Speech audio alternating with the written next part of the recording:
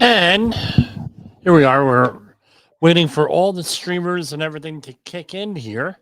So I hope you had a great weekend. A lot of excitement going on there. I don't know if we'll get to hour two today. We'll see where that goes. If it is, there is an hour two. It's going to be very short. And again, if you're new here, hour two is all on politics. Even though we will talk a little bit about politics now. So that's what's going in. I'm your host, Jim Poesl. A lot of exciting things going on. We're going to aim to do 5 shows this week. We did 3 last week, so we'll see how that goes.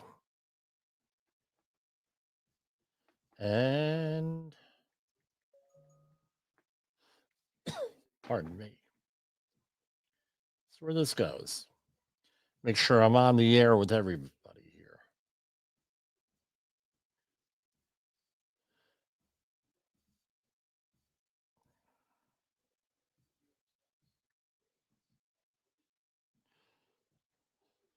Four, three, two, 1, here we go. Hi, this is Jim from Safety Wars. Before we start the program, I want to make sure everyone understands that we often talk about OSHA and EPA citations, along with some other regulatory actions from other agencies, legal cases, and criminal activity. Everyone is innocent until proven guilty in a court of law. Proposed fines are exactly that, and they are often litigated, reduced, or vacated. We use available public records, news accounts, and press releases. We cannot warranty or guarantee the details of any of the stories we share, since we are not directly involved with these stories, at least not most of the time. Enjoy the show.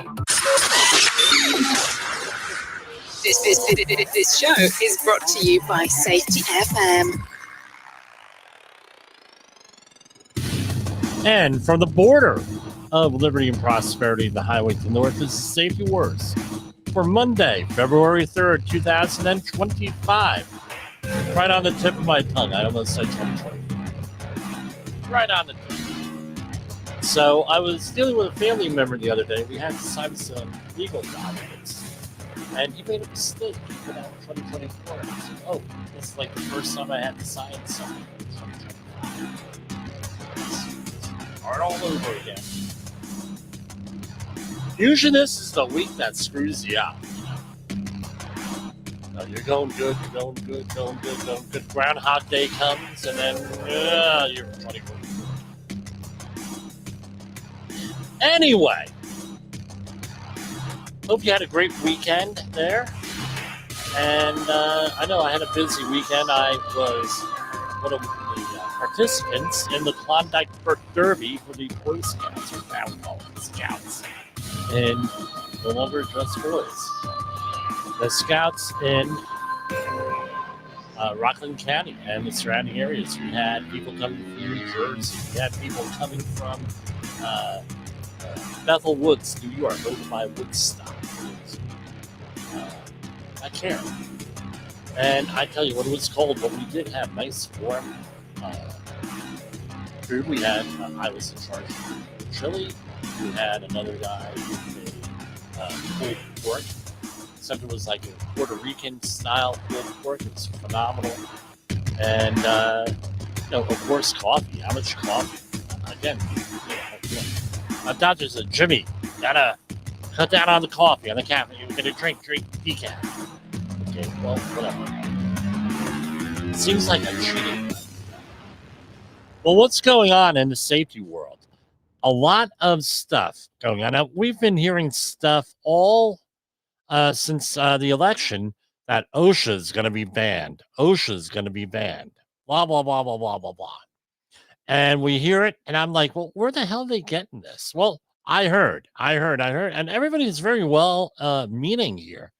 It's not that we did, it's not that we're, pardon me, not that people are looking forward to this or anything like this.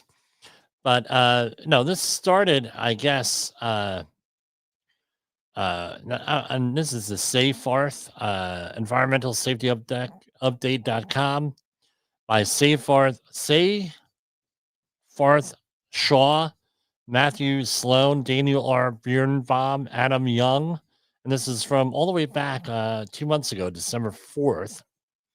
The synopsis, and it agrees with our own Shelton Primus here on Safety FM. With another dramatic reversal of a pro-labor Democratic administration to a second Trump administration, we anticipate that OSHA is likely to pivot away from its current enforcement-heavy agenda to a greater emphasis on cooperation with the business community. And we're waiting for the OSHA, nominee for OSHA and the Department of Labor to get through the whole nomination process and everything else. Now, just the way it is, it's a process. Now, I hanging out on Reddit and everything else. We came across an article here, and this is for constructionpros.com article by Brandon Knoll from today, dated today. Andy Biggs, Arizona Republican, who served Arizona's 5th district since 2017, introduced a new bill that would abolish OSHA, ending more than 50 years of national progress on for worker and job site safety. And I went and I looked up the bill here. I have the bill right here. Hold on. So I'm going to do a share screen here. Give me a second.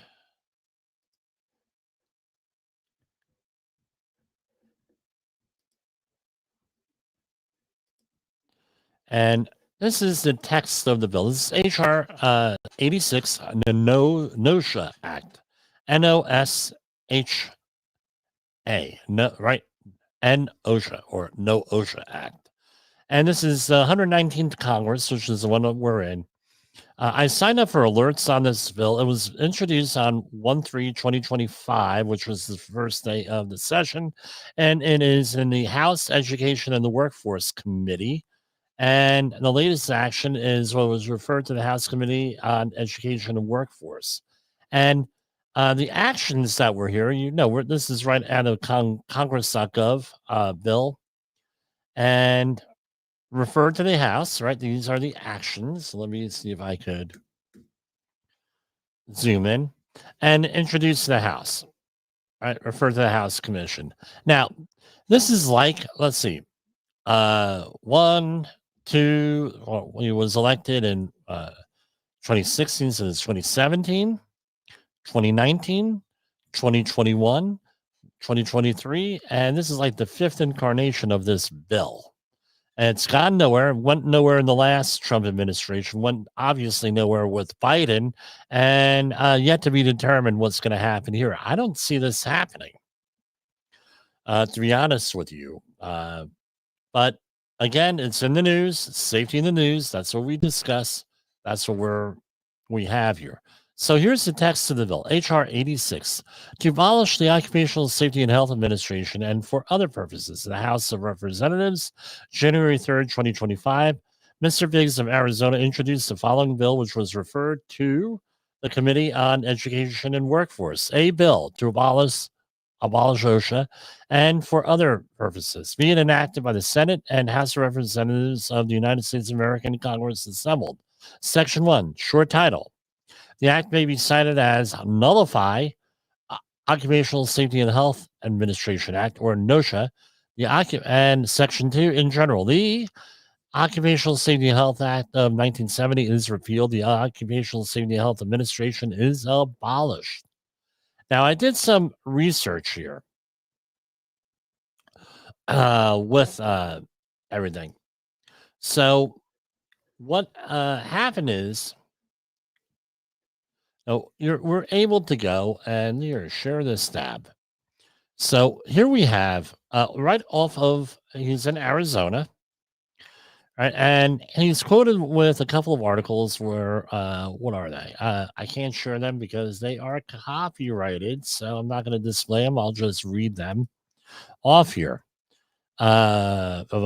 And as part of the media release regarding the new bill, HR 86 NOSHA, which the law, blah, blah, blah, is quoted. Right. So he is quoted as saying, OSHA's existence is yet another example of the federal government creating agencies to address issues that are more appropriately handled by state governments and private employers. Despite this rationale, the bill itself lacks any further language should address states, require states to adopt their own set of safety rules, blah, blah, blah, blah, blah. Now, this is what, and there's, this article is from the constructionpros.com. It mentions different conflicts of interest between Doji, right, Department of Government Efficiency under Elon Musk gets involved with this or anything else, like he did with the EPA, which we'll talk about earlier. We'll talk about later on. But I did a little bit of searching here. I said, well, how is Arizona? All right, how are they? How do they manage this? So Arizona is under a state plan. It's called the Industrial Commission of Arizona, ICA, and Arizona Division of Occupational Safety and Health, ADOSH. Right, the Arizona State Plans applies to all private sector employee workplaces, and they've had it from certified, right, initial approval in 74, state plan certification in 81, final approval in 1985. So the Arizona State Plan applies to all private sector workplaces in the state with the following exceptions. Maritime, I don't know how much, maybe, do they have a lake there? Big one? I forget offhand. I guess a big lake over there. I've been over it several times. South of Vegas there. Between Kingman, Arizona, and Henderson, Nevada is the dam. Somebody help me out there. Throw it in the chat box. The Hoover Dam. And right. And with that, you might have the shipyard on there. I don't know. Contractors and subcontractors on federal establishments for which the federal government is right with that. Contract employees and contractor operated facilities engaged with the USPS. Copper smelters. I don't know how they got in that. And concrete or asphalt batch plants that are physically connected to a mine, Indian reservations, all working conditions of aircraft cabin crew members, I guess as regulated by the FAA, and any hazard industry, geographical area, operation, or facility in which the state is unable to effectively exercise jurisdictions for reasons not related there. With that, state plan standards. ADOSH has adopted. ADOSH has adopted. Tongue twister there. Federal OSHA standards and incorporates them by reference. In addition, Arizona has the following unique standards: general industry, compressed gas, commercial driving operations, construction, fall protection, agriculture, field sanitation, hand and portable power tools, and enforcement programs. With that, so let's head on over to the Arizona Industrial Commission. And it has nice, looks like a nice clean website here. You have whistleblower for complaints, a section there, safety and health compliance. Let's see what that is. And no help. Reporting workplace fatality, reporting a workplace hospitalization, OSHA standards. And it goes right back to the OSHA website. And consultation and training services, complaint forms, whistleblower complaint forms, federal OSHA on-site consultation program, and with that, actually, I think I went swimming in this, and this was very familiar, this picture here. Anyway, I digress. And that's what it is. Now, I said, well, exactly. All right, let's go to the 5th Congressional District, which is the district of the sponsoring congressperson. What was his name again? Andy Biggs. So let's see what the activity is there, because we have. So I looked up a couple of zip codes here, and this is from the OSHA Establishment Search website, and you're able to look up your zip code. And right now, what do we have? So we have here one, and I'm no again. These have all been resolved and settled for the most part, and apparently is, and everyone's innocent until proven guilty in a court of law. And here we have here. Blah, blah, blah. Okay, here's one. Here is a roofing company of some sort, and they have other violations. Right. Initial violation, current 0. Okay, so it's an informal settlement, and it was on 1926 1053 B01. That was the standard. So let's see, B01. We're zooming on over here. B01. So this is the 3-foot, 3-foot or above. Now, how do you classify that as not serious? You know, uh, no, with a ladder, with fall protection, right? This says 3 feet or higher, right? Ladder side rail shall extend at least 3 feet above the upper landing surface, which the ladder is used to gain access. How is that not? How is that other and not serious? Because it's other, right, is apparently $0. I'd love to know. I'm not an expert in Arizona here. Here we have 17158. So we have another one here. Another other for $0. And what's this one? Housekeeping. Something to do with housekeeping. 1926 is a construction site 0025A. 0055A. During the course of construction, alteration or repairs from and scrap lumber for trimming nails and other debris shall be kept cleared from the work area, passages, and stairs in and around buildings and other structures. With that, something what's going on in Arizona? Let's pick another one here. I'm just picking them at random. Here we have 3 of them from another contractor. This is a construction company. Oh, they have one. Serious, $7,813. What do we got on there? Ladders, B13. So the 1926 1053 B13. Let's go on down here. Top 7 step ladder shall not be used as a step. $7,500 fine. Okay. Not a lot of real activity going on in a lot of these things here. Going all the way back to 2021, some of these.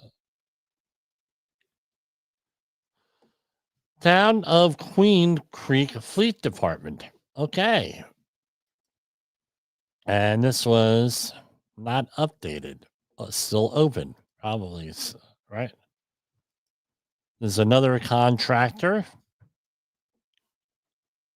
$161,323. What did they do? Willful violation. 1926 0652. Okay, so for a willful violation, requirements for protective systems, let's click on that.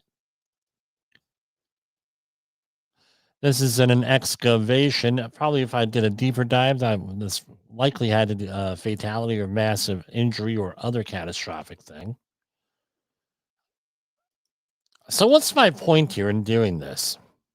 I'm trying to add some context into what's going on here, why someone would support the repealment of OSHA. And I think what it is he feels that Arizona has its own OSHA. Right? I'm speculating here, but I don't think I'm speculating too much. I'm drawing an inference. No.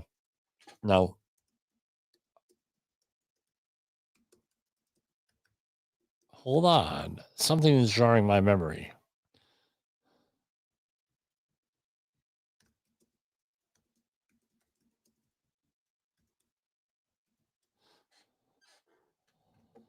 Okay, here it is. This is a little bit context here. This is from February 16, 2023. Federal OSHA to leave Arizona state plan in place. So OSHA was going to rescind. Now we have the context. OSHA was going to rescind Arizona's approval. This is from AIHA.org, American Industrial Hygiene Association org news from February 16, 2023. That's almost 2 years ago. Now we have our context here. Something jarred my mind, that Arizona almost lost its thing. So this is according to the AIHA. In April 2022, OSHA announced that it began the process of revoking Arizona's state plan due to nearly a decade-long pattern of failures to adopt and enforce standards and enforcement policies at least as effective as those of federal OSHA. The agency proposal cited concerns in state plan that failed to adopt national emphasis programs, COVID-19 healthcare, blah, blah, blah, blah, blah. And if you really want to go in here, now we have the context. So we're saying this for the Cliffs portion of our program. So we're hearing a lot about HR 86, Congressman Biggs repealing OSHA, and it sounds to me like this is in retaliation to Arizona almost having their OSHA state plan yanked in 2022, 2023, is what it sounds like to me. Why didn't any of the other big name outfits point this out? Don't know. But that's why you listen to Safety Wars. And that's why I am here, to let you know that. Safety Wars is streaming now. safetyfm.com.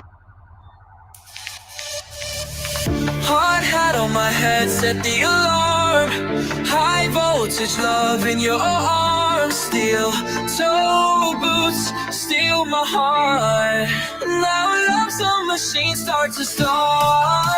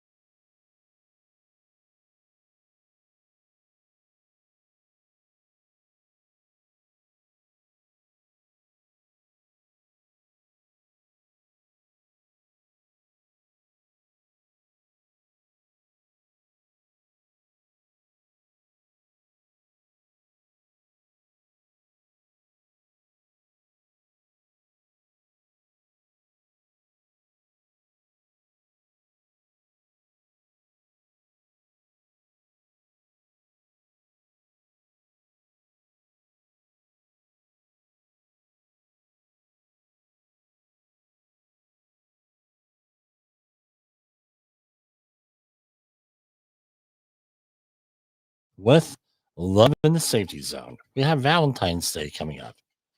So, yes, they're corny. They're funny. They're whatever you want them to be. These songs. Yeah. But if you need safety services, give us a call 845-269-5772. And no, that's what's going on with that. Hold on. All right. Yeah.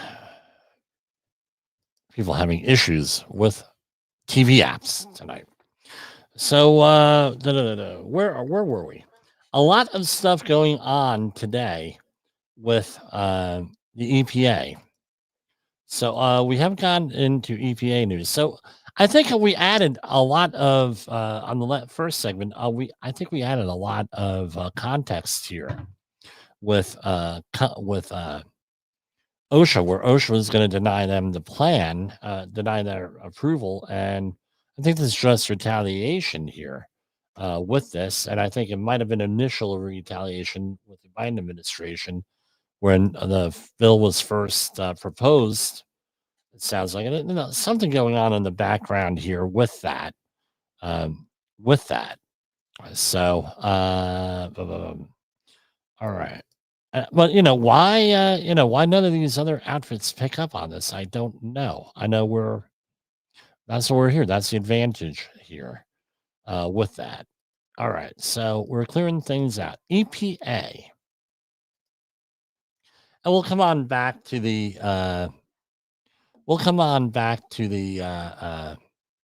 OSHA, I think, a little bit later on. So let's do a share screen here.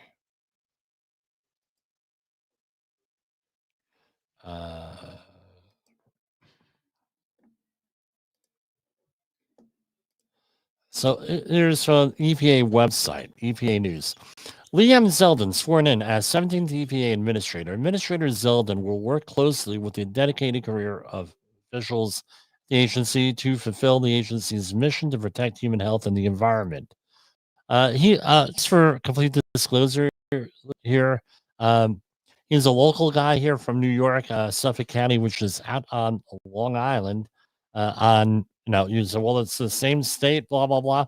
Right now, Suffolk County most days is a 2.5 hour drive where this guy is from, but he is a fellow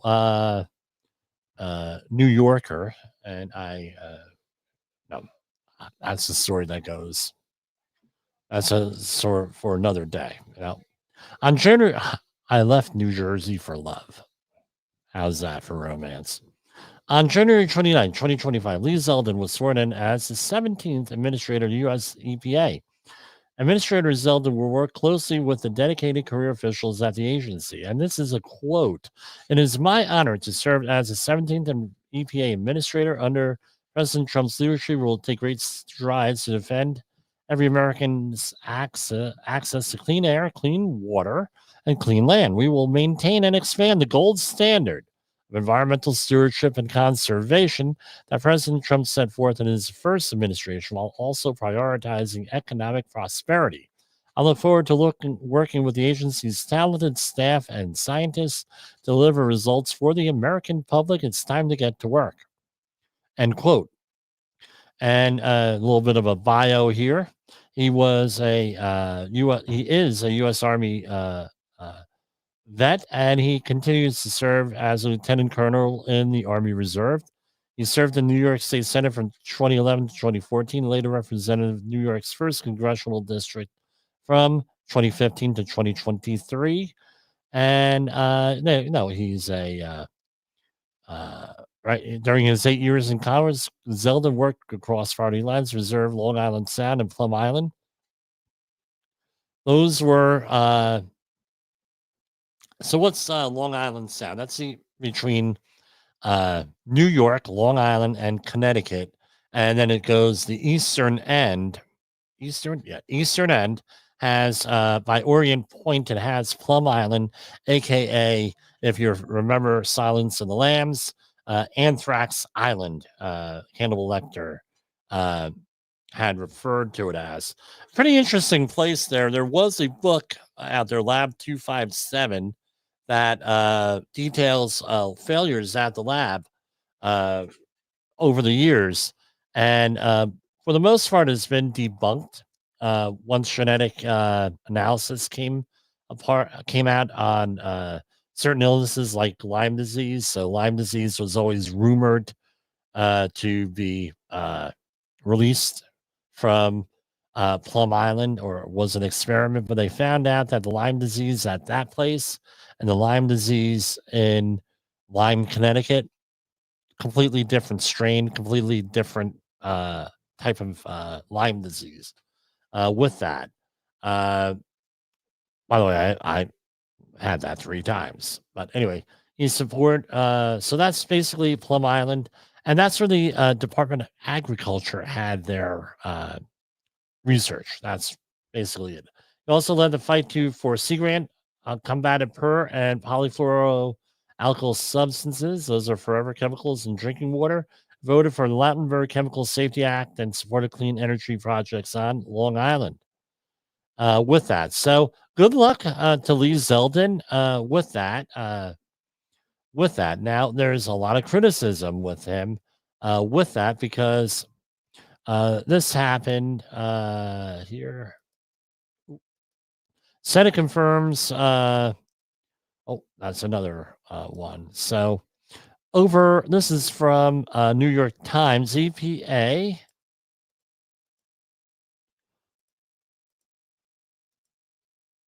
You know,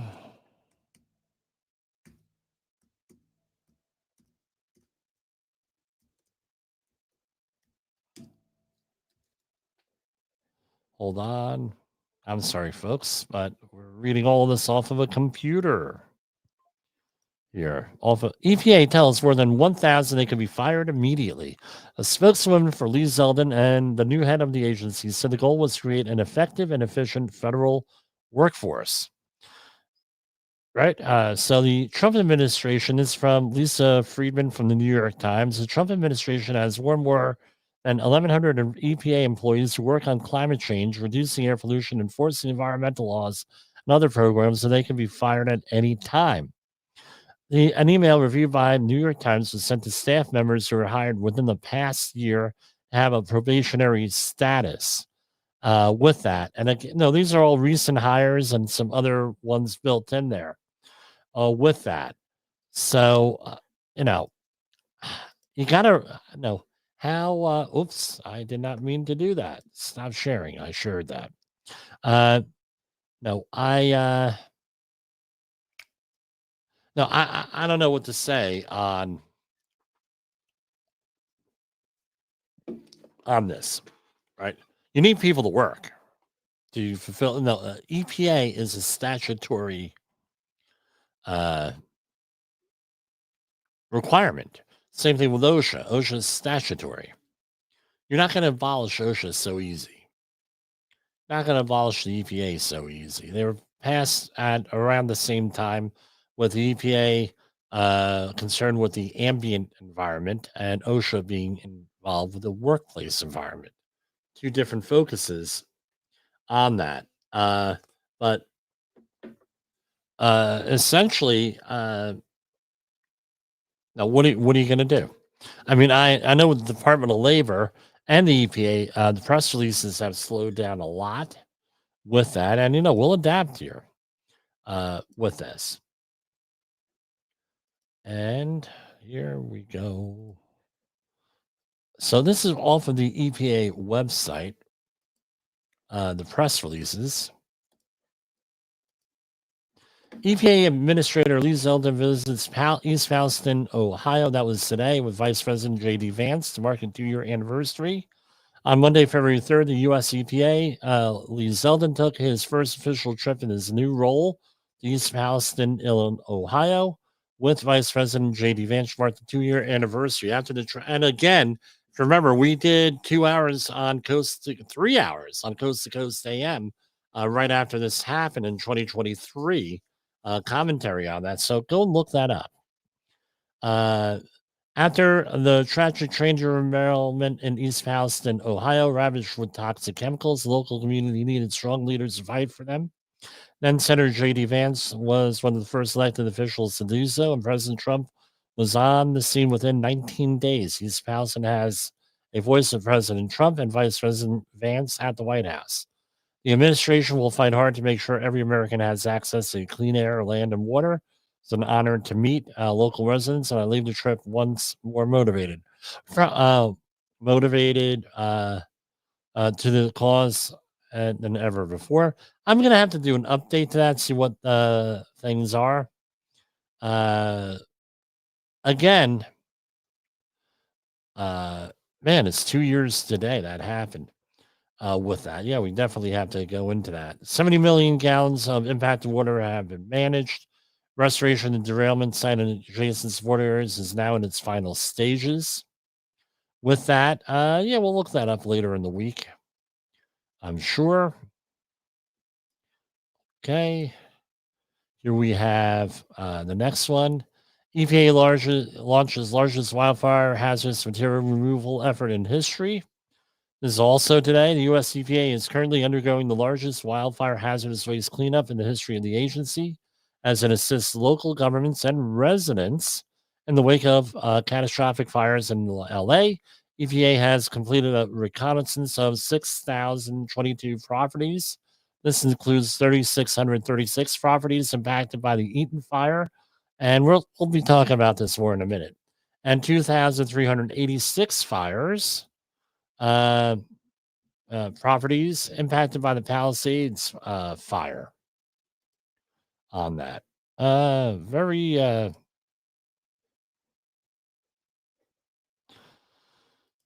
Very frustrating. Currently, there are 1,050 response personnel in the field, up from 478 at the end of last week, and with an additional 280 mobilizing today. EPA is assembling 60 teams to clear hazardous materials from more than 13,000 residential and 250 commercial fire impacted properties. EPA has convened a working group to coordinate with utilities, state and local, and federal stakeholders, and it's a very lengthy thing. I mean, there's a lot of stuff going on there uh, with this. But that's basically with this. We have guidance phase 1 hazardous material removal. So is this on? Yes. This is right from the EPA. Phase 1 has begun. The U.S. EPA has been assigned by the FEMA to survey, remove, and dispose of hazardous materials from properties burned by the wildfires. This is like a flyer that they sent out. EPA's work removing hazardous materials is phase 1 of the federal cleanup response. Phase 2 is debris removal and will be coordinated by FEMA. EPA will remove potentially dangerous everyday products like paint, cleaners and solvents, oils, batteries, and pesticides. EPA will remove lithium-ion batteries from vehicles, homes, and other products. EPA will remove visible asbestos and inspect pressure or fuel cylinders like propane tanks. Pardon me, I got the hiccups. After a fire, these products require special handling, especially if their containers are damaged. EPA field teams will also remove items thought to have asbestos if they're easy to identify, but the property will not be fully cleared until phase 2. So how are they going to do this? And I would suggest we all save this for the future reference here, because I'm sure this will be handy if you're teaching a disaster response worker class. How will EPA remove hazardous materials from my property? They'll survey, and then they put a sign there, right? Like this on the right of the flyer. EPA will only remove hazardous materials. EPA, if there's firearms, they're going to call the local law enforcement. Oh, pretty interesting here. And what's the other flyer on the guidance on lithium batteries? Household items with lithium-ion batteries, and a whole long, extensive list here. If you hear a popping sound, hissing noise, or see fire and smoke, leave the area immediately. Don't attempt to extinguish or smother the battery and move upwind at least 330 feet, the length of a football field. That's standard. I don't know if how many people realize that is like standard thing, 300 feet, length of a football field. How much an exclusion zone is for unknown materials. So that's no, they're incorporating other guidelines like from the DoD, Department of Defense, with that. Not DoD, DOT, Department of Transportation, ERG, Emergency Response Guide on that. So, all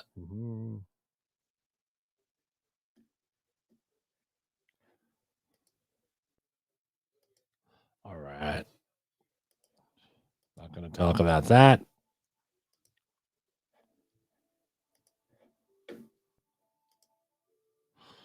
Hold on. There was one area I wanted to talk about with this related to the wildfires.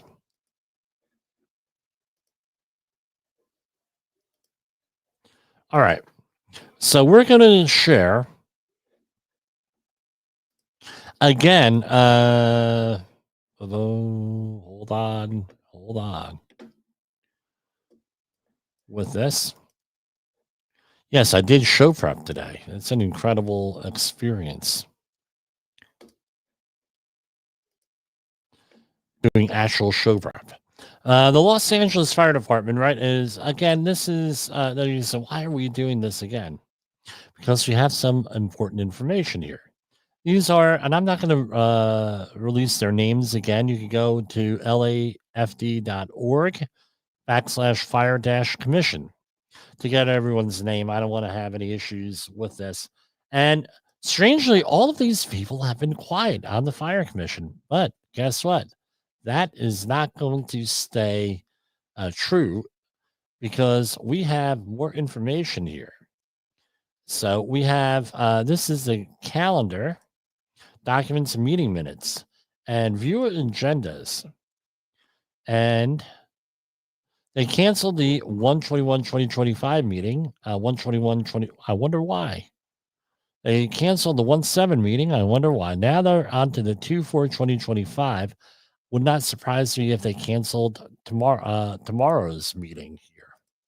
Right. So here we go. All is not going to be surprised at all. Now, they release an agenda, and if I can. Again, this is specific time. I'm going to go and let's see if this may be one of those meetings you really want to attend, but they allow you to do it remotely. Here are the phone numbers, and I'm going to give out the phone numbers because I think we should go.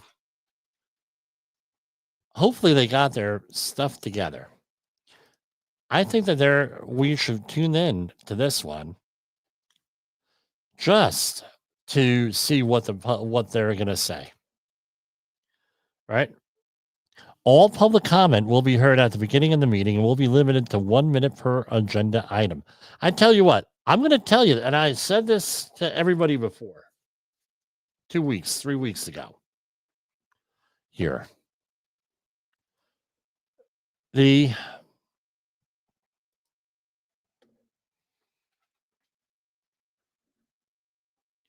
This is what I need you to do, right? Or your community, your family, whoever it is. We need you to do this. You need to go into your community, especially the wooded areas. Like we have a lot of wooded areas here. And you need to go and survey the area. Are there modern forestry management practices going on? Is brush being cleared? Because this was what went on here. They were relying on summer help, basically, to do this.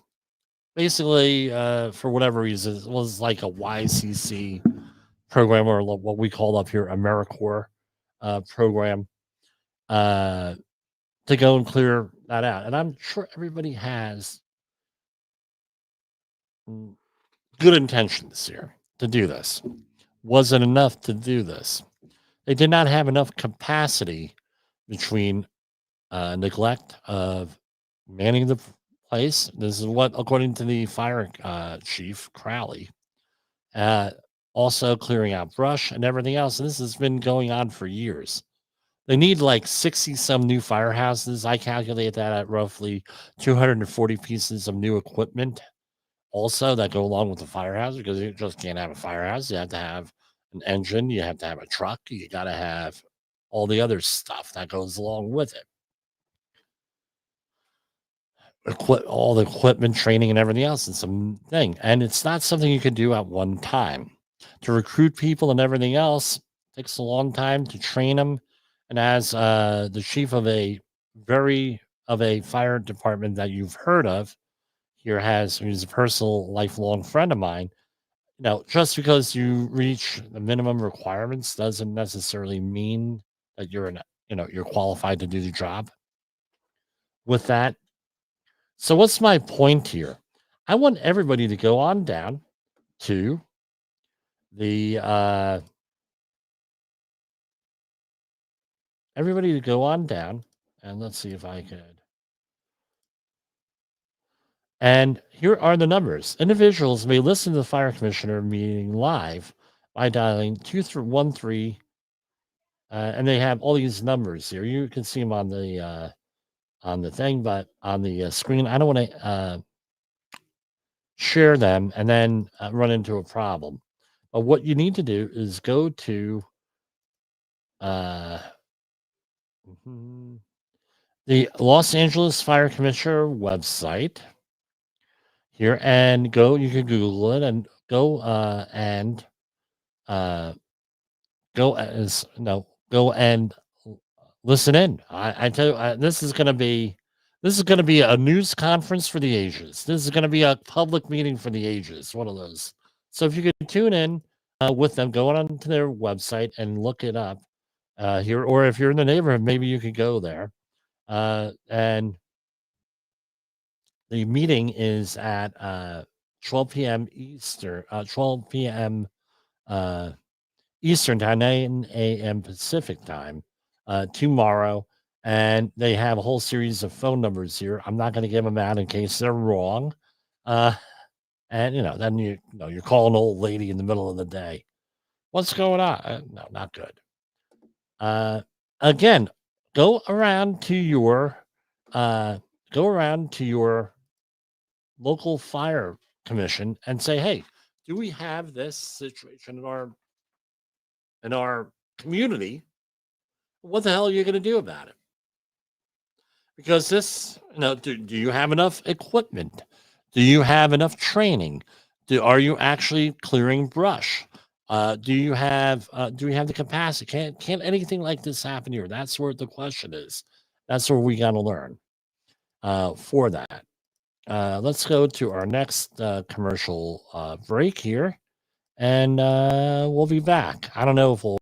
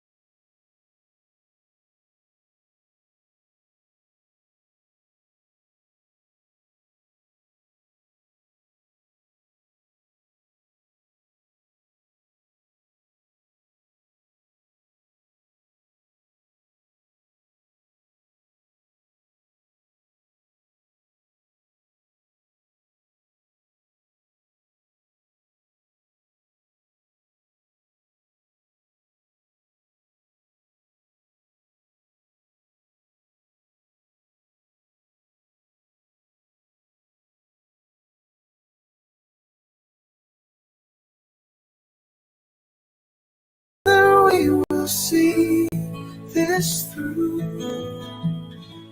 Flames of Los Angeles lighting the night.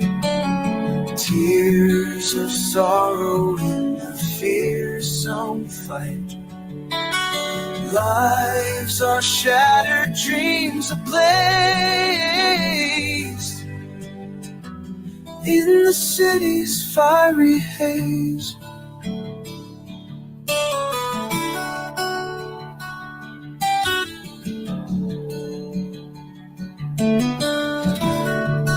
OSHA recordables, catastrophic losses, environmental disasters. You want answers? So do I. This is Jim Poesl with Safety Wars. That's my daddy. So we have some other things we want to share with you here. Apparently all the fires, just I failed to mention this, have been contained in this area with this. But again, obscure government websites out there we're going to check back on. With it, I mean, every time that one of these incidents occurs, we learn new things about the information that's out there with this. So, no, stay tuned. So for example, we have the National Interagency Fire Center. Never heard of them. Well, it's out there. Helps to coordinate things throughout the entire country where they're going to put wildfire resources.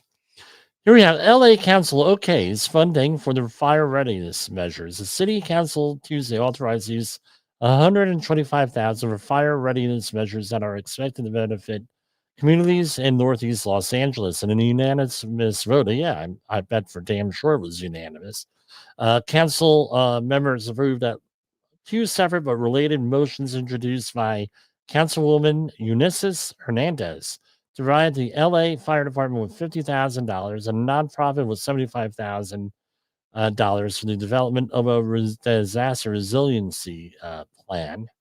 So what they are going to do is $50,000, and I'm a member of this here, to expand the Community Emergency Response Team, also known as CERT Team. With that, basically, it's volunteers. It's the lowest level of emergency response for government out there, and it's mostly to no, at least this is how it's managed here. A community emergency response team is their big thing is community surveys. Why do you need community surveys? Because to be eligible for FEMA funding and other disaster relief funding measures, you have to document how the community is impacted. So you have so what the idea is to put one person or two people, preferably two or more, in every neighborhood of a community. So rather than a government official coming out there and saying, "Hi, I'm from the government and I'm here to help," you have Joe and Nancy from down the street. Hey, they're checking up on you. How you doing? Okay, we're doing a little survey here, and we're going to report this back. During Sandy, a lot of communities are not set up to do this. They lost out on a lot of disaster funding and resources because they couldn't document stuff. So this is a good program. I'm glad to see that they're promoting it with that. I mean, it's a good thing, positive thing overall with that.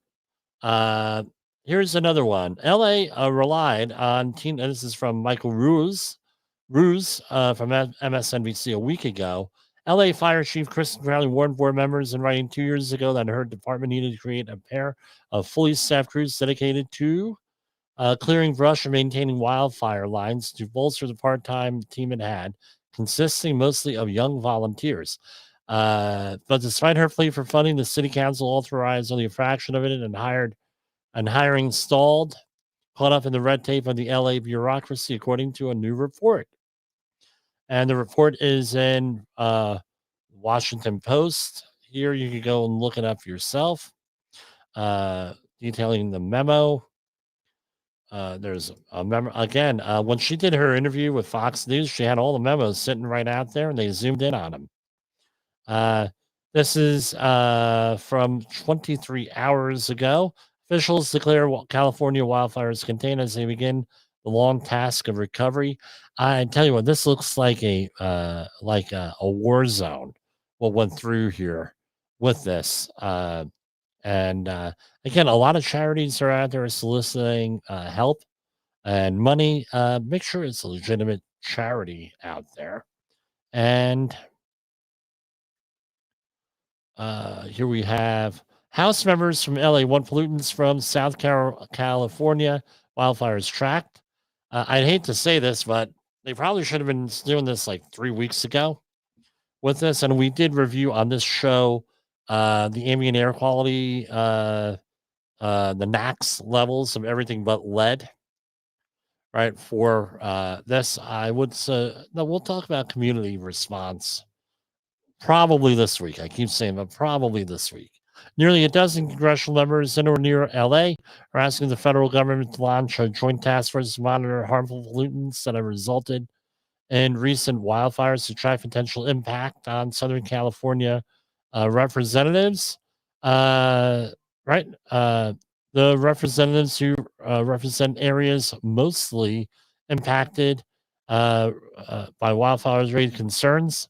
Now, this is something that I'm going to mention. Lead, they're worried about lead, chlorine, asbestos, larger ash particles, and heavy metals.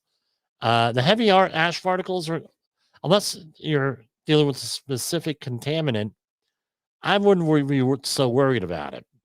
I would be worried about the stuff that you can inhale, which is basically 10 microns or lesser in diameter. And EPA monitors right now under the NACS program for PM 2.5, that's 2.5 microns, and PM 10 microns. And it also measures other things. But what they're talking about, lead, you cannot measure in real time. Chlorine, yeah, you can measure in real time for the most part. It's a little bit more complicated than that. Asbestos, again, no real-time monitoring. Other heavy metals, no real-time monitoring for that. Now, that's for air quality with that. And no, we probably should cover that a little bit more tomorrow or later on with this. And this is all from the Orange County Register with this. I don't know. But anyway, we're nearing the end of our Monday program here. Let me play the outro, and I will see you tomorrow. The views and opinions expressed on this podcast are those of the host and its guest and do not necessarily reflect the official policy or position of the company. Examples of analysis discussed within this podcast are only examples. They should not be utilized in the real world as the only solution available, as they are based only on very limited and dated open source information. Assumptions made within this analysis are not reflective of the position of the company. No part of this podcast may be reproduced